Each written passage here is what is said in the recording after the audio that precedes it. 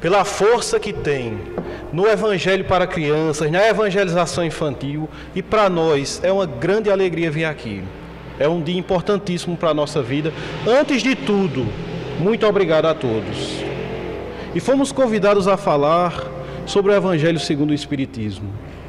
E nas nossas pesquisas, nos estudos, buscando ler ainda mais, mergulhar ainda mais na grandeza desta obra divina, percebemos, meus irmãos, como todos já devem ter percebido, que essa história começou há muito tempo atrás.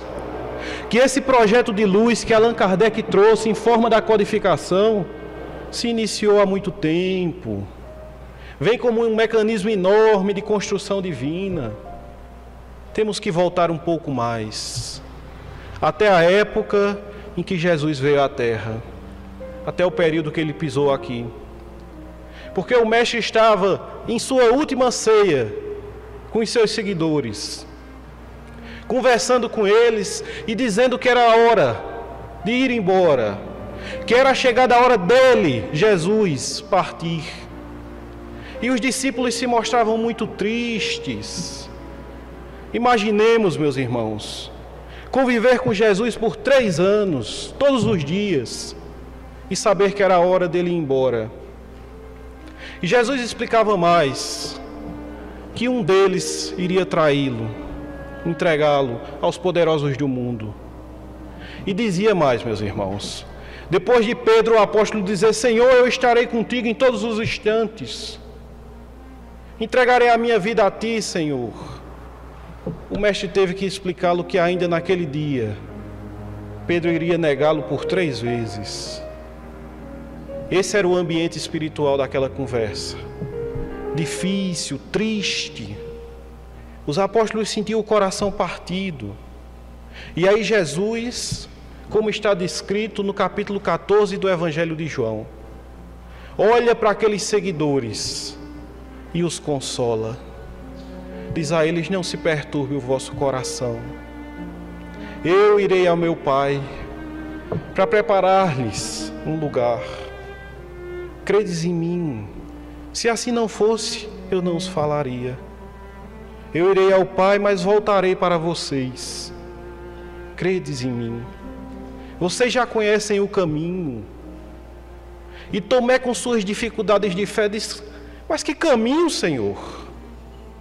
Nós não sabemos o caminho. Nos ensina. E Jesus olha nos olhos daquele apóstolo e diz: Tomé, eu sou o caminho, a verdade e a vida. Quem crê em mim e quem me vê, vê o Pai. Eu estou no Pai e o Pai está em mim. E Filipe diz: Senhor, então mostra-nos o Pai, vai nos ser o bastante. E Jesus lhe diz: Filipe, tu estás comigo e não vês o Pai.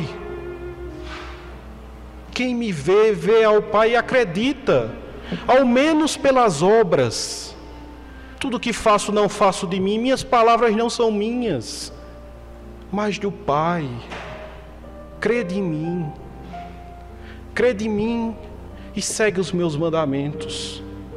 E no versículo 16, meus irmãos, vem a promessa: e eu rogarei ao Pai, e Ele lhes enviará o Consolador, que estará com vocês para sempre, o Espírito da verdade, que o mundo viu, mas não reconheceu, mas que vocês reconhecem, porque está no meio de vocês.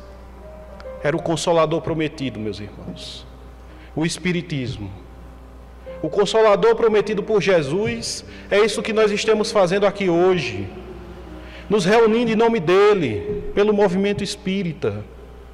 Eis que era necessário que mais adiante viesse uma nova ciência com novas luzes.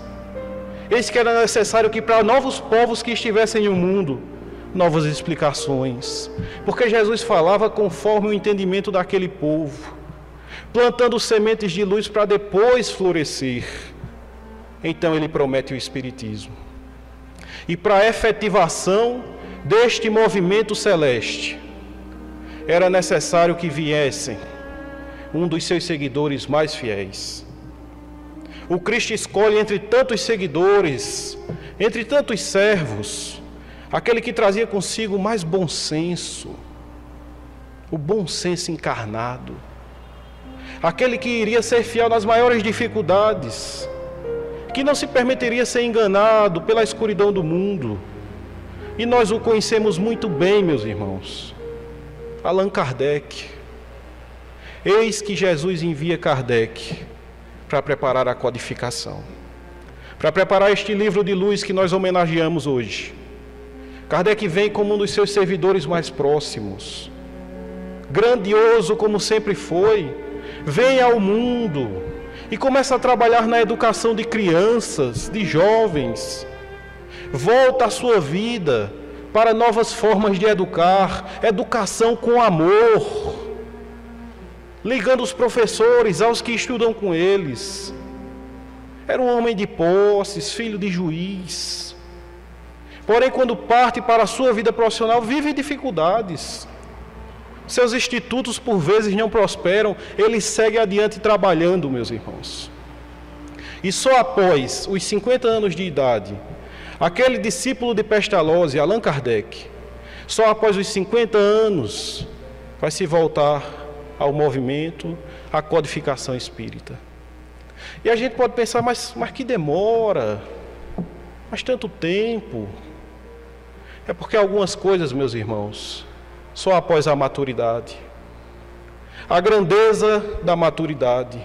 A juventude tem sua beleza, é vigorosa, é forte, mas alguns conhecimentos evangélicos exigem de nós a maturidade que os anos trazem. E eis que Kardec inicia o seu trabalho bendito. E ele vem exatamente no tempo correto, porque se ele vem anos atrás, teria queimado nas fogueiras da Inquisição. Se ele demora um pouco mais, meus irmãos, eis que o movimento materialista que tomava toda a Europa iria se espalhar por todo o mundo ocidental, porque a ciência avançava e trazia consigo uma incredulidade terrível. A religião da época, com seus dogmas, com suas ameaças, se via quase sem defesas. As grandes mentes da Europa afirmavam taxativamente que Deus morreu e que os centros religiosos iriam se tornar museus para atestar a inocência humana que buscava ali o ópio, a enganação. E nesse período de escuridão das grandes mentes, porque pessoas muito inteligentes, muitas vezes são pigmeus morais, meus irmãos, caem no orgulho, nas dificuldades. Nesse movimento é que Kardec chega, trazendo a fé raciocinada, trazendo essa codificação bendita, que devolveria a paz e a esperança para os corações, com uma sublimeza fora do comum, com uma perfeição na escrita, com um cadenciamento lógico. Logo no início da obra, o Evangelho segundo o Espiritismo, ele bota objetivos desta obra. E diz que o Evangelho pode ser dividido com as palavras comuns da vida do Cristo, com os milagres, com as palavras que serviram como base para os dogmas da Igreja, e por fim, com o seu ensinamento moral. E Kardec explica que nessa parte, no ensinamento moral de Jesus, ele produz a sua obra. Diz que se as outras partes do Evangelho foram fruto de inúmeros conflitos e dificuldades, a moral do Cristo é aceita por todos. E é ali que ele vai trabalhar, meus irmãos. É ali que ele busca desenvolver e passar para pessoas novas explicações. A chave bendita para a compreensão do que estava no Evangelho de Jesus. Uma fé com lógica, que não precisa de ameaças, que não precisa de mentiras, que permite que os seus seguidores pensem. Kardec vem com este trabalho e começa a nos explicar pouco a pouco, partindo para o capítulo 1, que ele coloca, não vim destruir a lei em seu título. Ele explica as 3 revelações dos céus: Moisés, Jesus e o Espiritismo. E começando com Moisés, a primeira coisa que ele nos explica é o seguinte: que Moisés recebe os 10 mandamentos como lei divina, mas que além dos 10 mandamentos, ele como codificador, ele Moisés, como educador de um povo, criou as leis civis, as leis penais, que tudo isso está no Velho Testamento, e que nós devemos observar melhor o que é lei divina e lei eterna que estão nos 10 mandamentos. E isso explica muita coisa, meus irmãos, porque quando nós vamos ao Velho Testamento, achamos muita coisa estranha, diferente. Por exemplo, um Deus que odeia, que esmaga seus inimigos. Muitas frases que foram utilizadas por Moisés à época para educar um povo turbulento, violento, se confundiram com as leis divinas nessa apresentação. Ele explica claramente, e para nós espíritas que sofremos muito, quando algumas pessoas dizem: mas a Bíblia proíbe a comunicação com os mortos. Esse trecho do Evangelho segundo o Espiritismo é uma grande luz, porque a proibição do capítulo 18 de Deuteronômio, a proibição da comunicação com os mortos, era uma lei de Moisés, não era uma lei divina. À época o povo hebreu não tinha condições de lidar com a mediunidade. Ninguém queria receber comunicações espirituais para entender melhor os 10 mandamentos, não. O povo buscava a pitonisa, tutelada por Moisés, a médium da época, e queria saber como enriquecer, como invadir os terrenos dos vizinhos, como tomar para si rebanhos alheios, como trazer seu amor de volta. E eis que diante de uma multidão, porque as 12 tribos de Israel se movimentaram para ouvir essa pessoa que falava, que trazia ditas adivinhações, diante de uma multidão que não queria aprender a lei celeste, mas queria ter vantagens nas coisas do mundo, a espiritualidade maior cancelou essa comunicação mediúnica. E Moisés, com sua mediunidade, recebeu as informações que não seria mais permitido. Só que a multidão não aceitava mais, queria ouvir mais e mais daquela pitonisa. Era necessário que o codificador tomasse alguma atitude, e Moisés coloca no capítulo 18 de Deuteronômio que era abominável para Deus a comunicação com os mortos. Era uma forma de educar aquele povo, meus irmãos. Os 10 mandamentos, sim, aqueles são divinos e eternos. A lei mosaica era adequada àquele tempo, ao povo hebreu. E Kardec segue no capítulo 1, agora falando sobre o nosso Mestre Jesus. De quando a luz veio ao mundo, de que o Mestre não veio destruir a lei, porém dar-lhe continuidade no que era dela divino. As leis humanas de Moisés, essas foram modificadas, porque o que antes era olho por olho, dente por dente, tornou-se perdoa 70 vezes 7. O Deus que odiava, que esmagava os inimigos, se tornou o paizinho dos céus, que era todo amor e compreensão. Jesus ilumina o mundo com a sua presença, com a sua grandiosidade. Traz ensinamentos voltados também às criaturas daquela época, a compreensão que a humanidade tinha naquele tempo. E com sua grandiosidade, planta sementes de luz que regem as nossas vidas até hoje. Era muito difícil falar para aquele povo sobre lei de causa e efeito. As pessoas ainda tinham uma visão muito estreita do que seria o plano espiritual. Eis que Jesus vem iluminando o planeta, modificando o destino da humanidade com a sua segunda revelação. E após todas as dificuldades que se apresentaram ao trabalho do Cristo. Segue a humanidade em sua caminhada e quis Jesus que uma terceira revelação se fizesse. É essa, o Espiritismo. Ele envia os seus trabalhadores e não mais centrado numa única figura, porque quis também o nosso Mestre Jesus que a verdade chovesse por todos os lugares do mundo.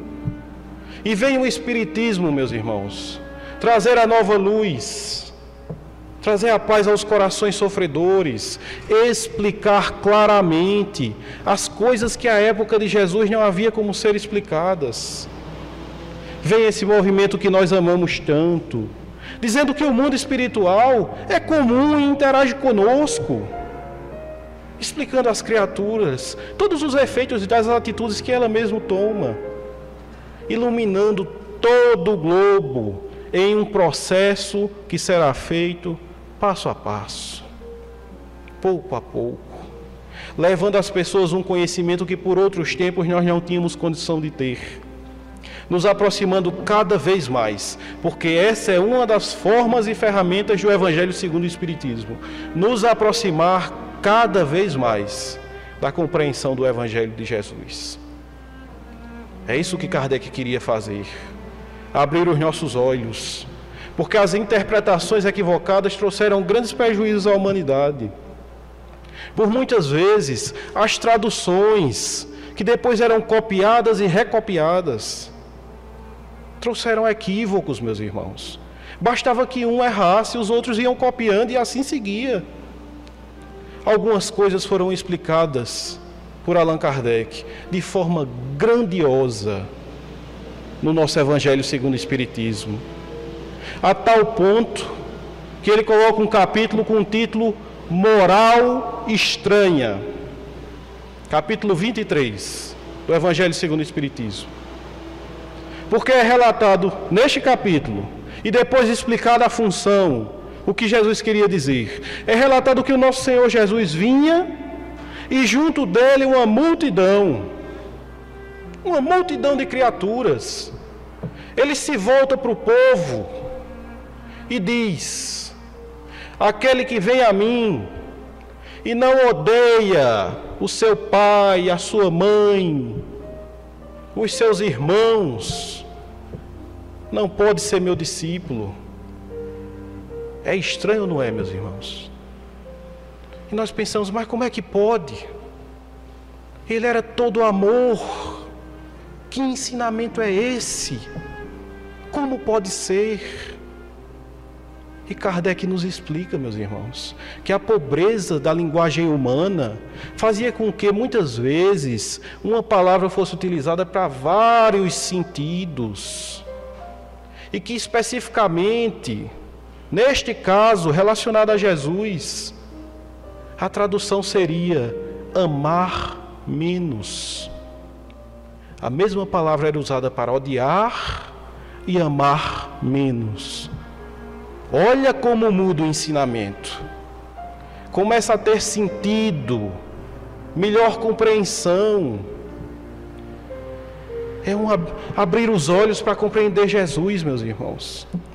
E ele segue nesse capítulo da moral estranha e fala sobre o exemplo em que foi dito por Jesus: é mais fácil um camelo passar pelo buraco de uma agulha do que um rico chegar ao reino dos céus.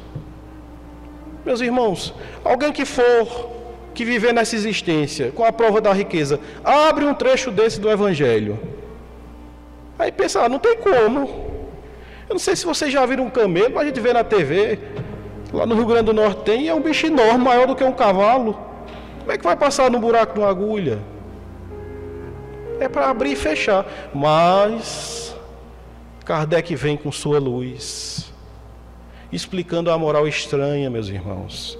A mesma palavra que se utilizava para camelo, se utilizava também para corda, porque a corda era produzida com pelos de camelo.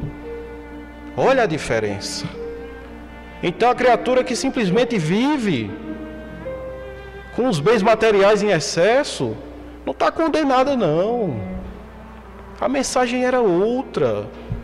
Nós já sabemos que o dinheiro em si não é pecado. O importante é a forma de se lidar com aquilo. E segue adiante o capítulo da moral estranha, meus irmãos, nos aproximando mais do real ensinamento de Jesus. No trecho de Mateus que ele diz: eu não vim trazer a paz, eu vim trazer a espada. Quem disse isso? Um general? Não, Jesus. Aquele que era todo amor.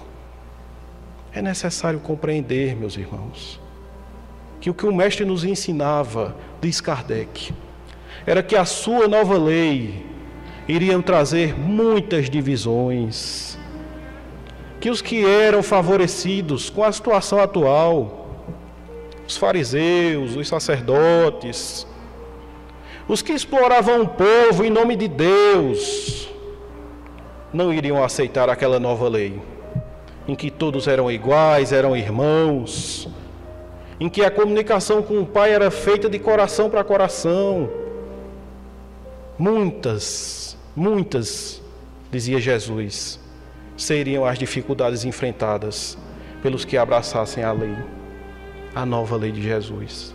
Essa era a espada dos adversários gratuitos, dos perseguidores, dos que não queriam que se estabelecesse aquela nova fé. A tal ponto, meus irmãos, que eles o assassinaram. Tamanha foi as dificuldades que vieram ao mundo, tamanho foram os rivais gratuitos da doutrina, que eles assassinaram Jesus, acreditando que matando Jesus, matariam aquela ideia. Mas eis que a verdade não se acaba nunca, porque o Mestre prospera e sua ideia segue adiante iluminando o planeta. Jesus tão somente explicava que futuramente dificuldades viriam, que iriam existir também guerras em seu nome, dos homens que não compreendessem a mensagem. E Kardec segue adiante na explicação, porque chega para Jesus um homem e diz: eu quero te seguir, mas deixa que antes eu enterre o meu pai.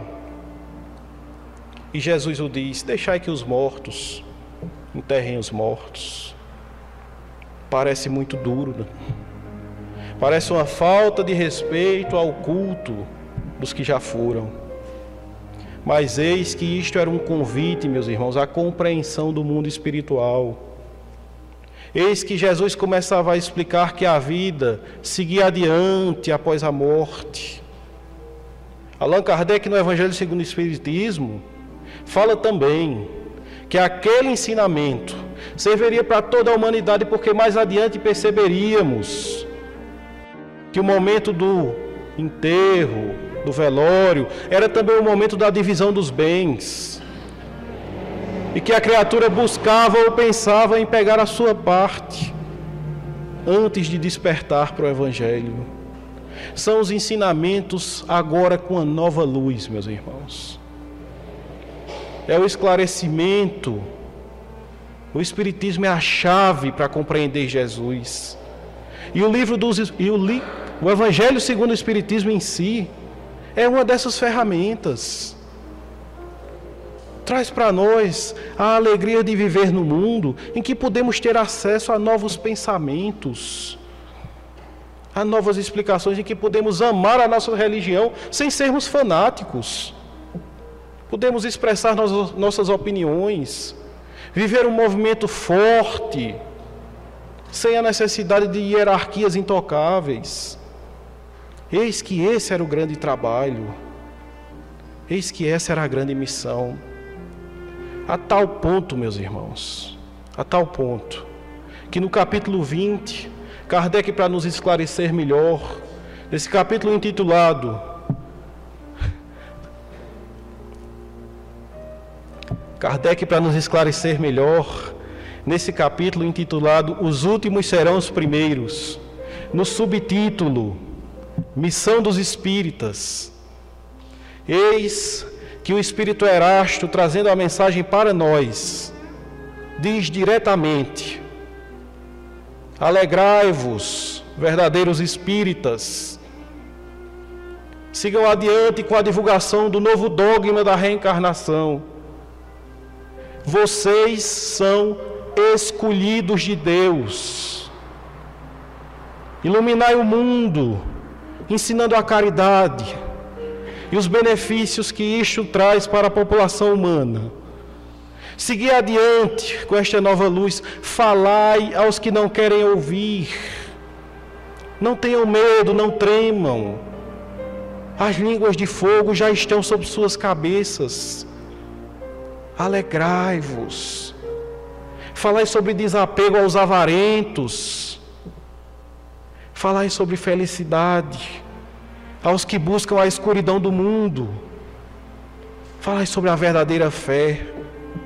Segui adiante, falando aos poderosos que não vão querer ouvi-los, aos sábios e intelectuais que vão querer explicações, aos humildes que vão aceitá-los de todo o coração. Segui adiante, meus irmãos. E muitos dos espíritas cairão na caminhada. Como reconhecer os que estão no caminho certo? Os reconhecerão por muito se amarem, por muito servirem, pelo bem que fizerem ao próximo, pelo esclarecimento e a luz que levarem ao mundo. Esse é o ensinamento de Allan Kardec, meus irmãos. Este é um dos objetivos que este homem trouxe, com sua codificação baseada não somente nele, mas na universalidade dos ensinos. Porque as verdades que Kardec botou no Evangelho segundo o Espiritismo não vieram de um só médium, de um só espírito, nem tampouco dele mesmo. Kardec foi o nosso bendito codificador, que juntou mensagens vindas de várias partes do mundo e, utilizando do bom senso, codificou-as. As verdades chegaram por vários lugares, choveram dos céus e chegaram às mãos do homem certo, desse mensageiro. E me permitam, meus irmãos, porque no livro de Chico Xavier, por Humberto de Campos, Crônicas de Além-Túmulo, é relatada o plano espiritual, a visão espiritual, quando do desencarne de Allan Kardec. Me permitam relatar para que a gente veja o quanto este homem era grandioso.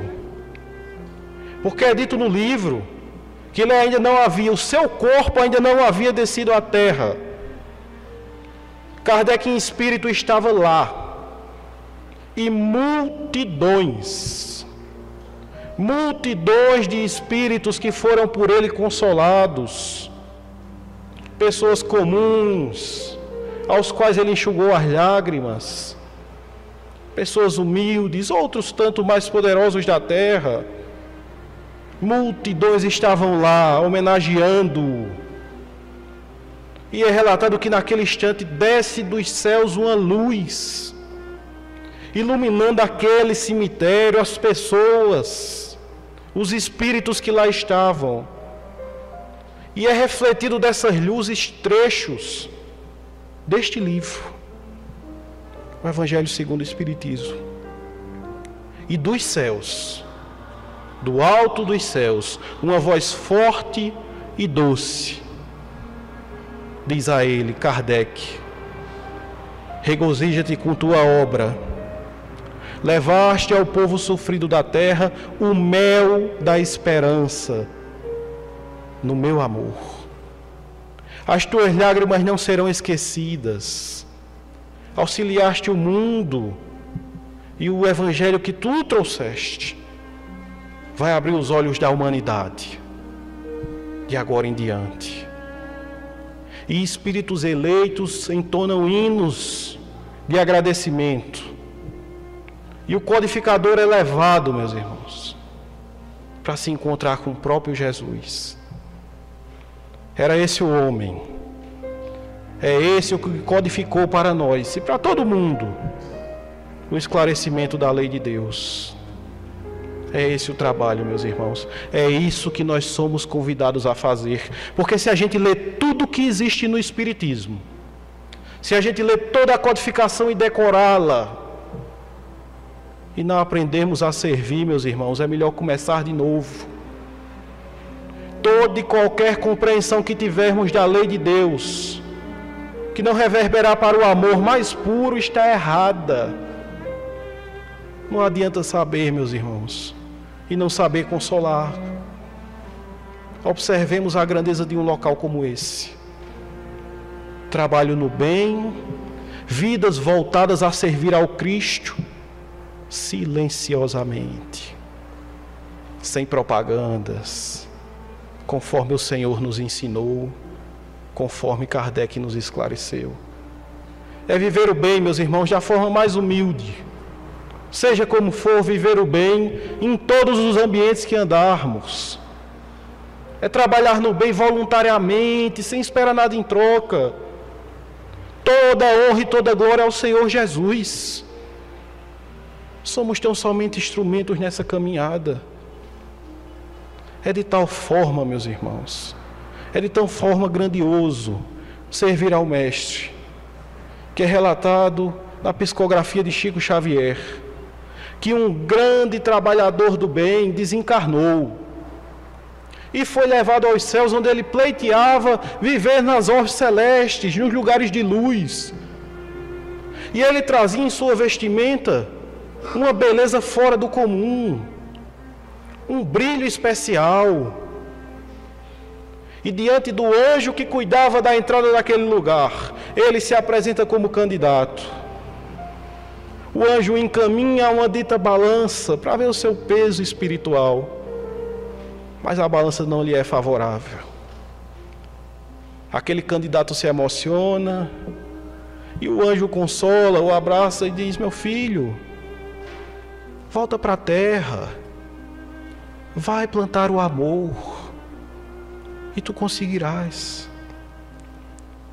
E ele volta, meus irmãos, determinado, inteligente, era um bom trabalhador, busca a fortuna da terra, constrói uma casa enorme, tem inúmeros servos e volta todos os seus servos no trabalho de auxílio ao próximo e aos necessitados. Com sua inteligência, ele vira um dos poderosos da terra.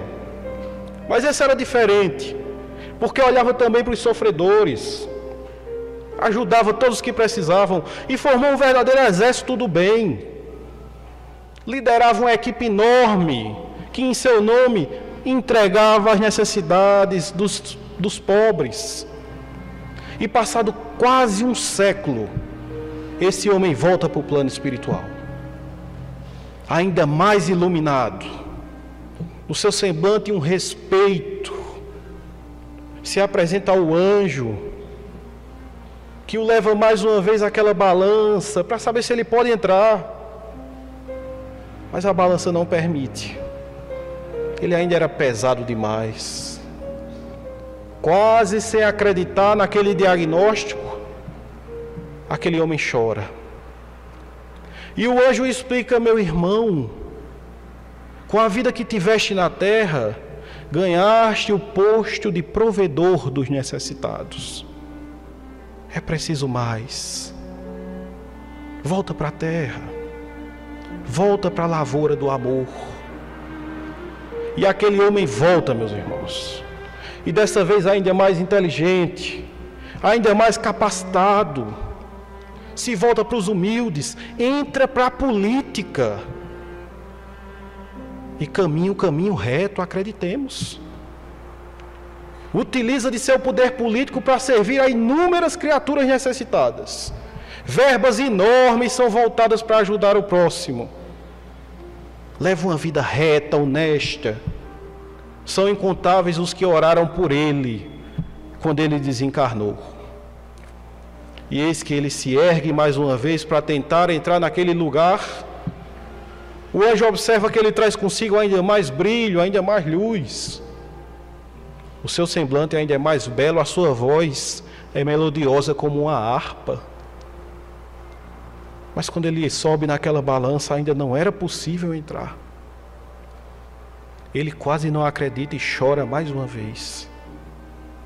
O anjo o abraça, o explica que com aquela vida, ele atingiu o posto de benfeitor, mas que ainda era necessário voltar. Volta para a terra, meu filho. Vai lidar com o amor. E aquele homem vem. Mas desta vez é diferente. Porque a fortuna bate à sua porta, mas algo lhe diz que é melhor não abraçá-la.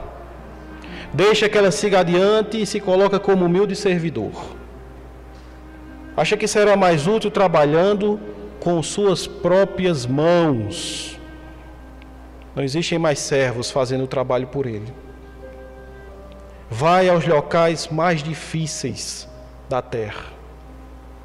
Evita crimes, levanta os caídos, evita suicídios, enxuga lágrimas, lava feridas terríveis, adquire em seu próprio corpo infecções. As pessoas o chamam para que ele ascenda ao poder político, porque todos o amavam, isso é fácil. Ele diz que não, que prefere ser só um servidor. Leva a sua vida inteira voltada para o bem e com as mãos no que nós da humanidade chamamos de imundo. Leva toda a existência no meio da escória da humanidade, dos mais sofredores. Adoece, é pobre e desencarna. E ao chegar ao plano espiritual, ele se apresenta semelhante a um mendigo.